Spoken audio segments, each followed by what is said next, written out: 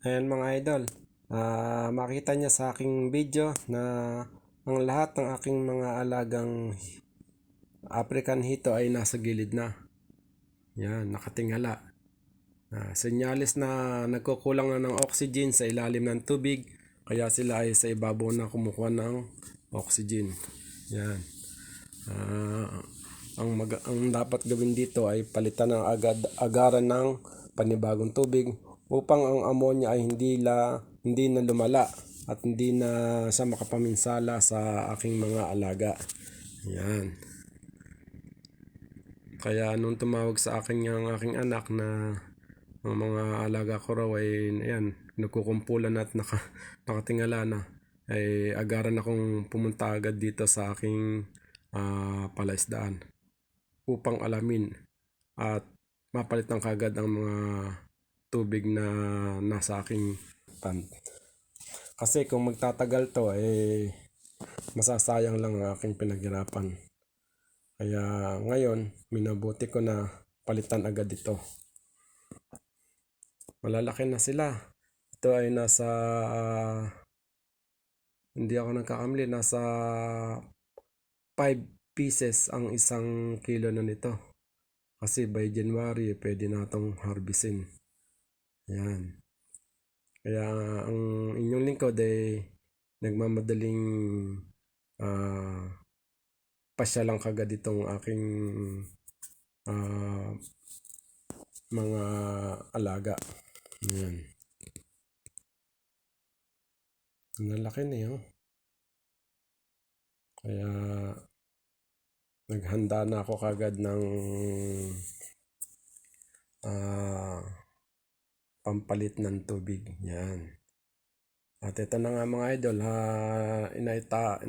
ialis ko na ang tubig na kanina ay inyong makikita na medyo malabo na. Kaya ito, ayan, sinisimot ko na lang ang tubig para matanggal na lahat ang mga tubig na nanatili dito sa kanila.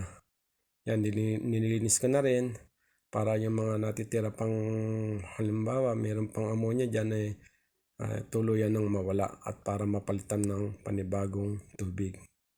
Yan. Ang dami oh. Ito ay mahigit 500 na.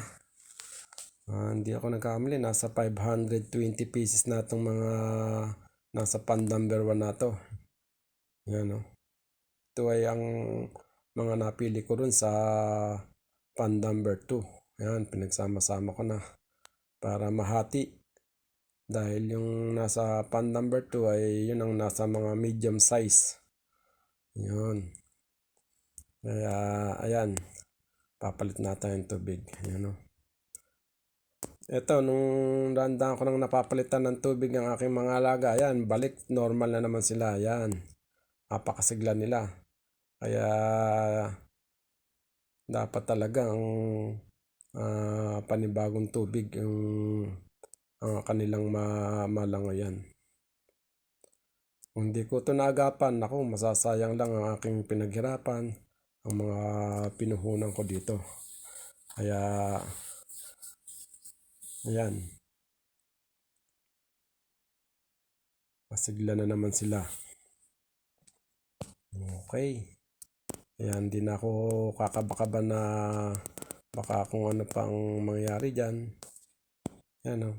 Andyan sila ngayon dyan sa bumabagsak na tubig na nanggagaling sa bomba. Ayan, andyan silang lahat. Gusto kasi ng mga hito ang ganyang malakas ang daloy ng tubig, ang bagsak. Kasi andyan ang lahat ng pwersa ng tubig na bibigay sa kanila ng oxygen. Ayan. Diba? Ang ganda, ang galing. Ayan. Pakalinaw na ng tubig nila ngayon. Kaya ayan, natapos ko nang malagyan ng panibagong tubig ng aking mga alagang African Hito. Ayan o, nakita nyo naman sa video, napakasigla na nila ngayon. Hindi katulad kanina na nakatingala sila dahil halos naubusan na sila ng oxygen sa tubig na kanilang kinalalagyan. Kaya ayan, okay na sila. Siyempre pinag-ano ko na rin ang water filter ko. Yun, oh. Ayan, bagong palit na rin yan, bagong linis ng loob. Ayan. Back to normal na naman sila mga idol. Kaya talagang kailangan tutok dito sa pag-aalaga ng mga hito.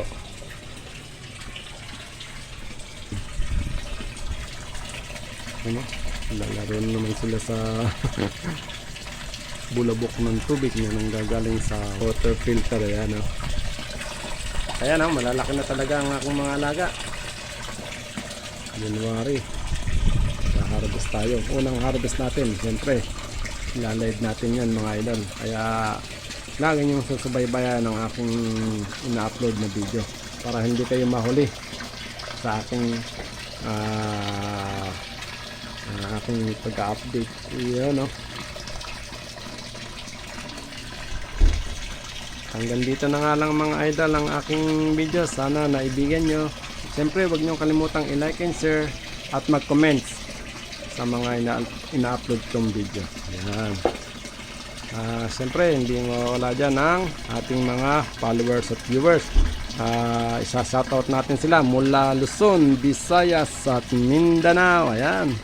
Shoutout natin silang lahat, mga followers natin. Ayan. Hanggang sa muli mga idol. Bye bye.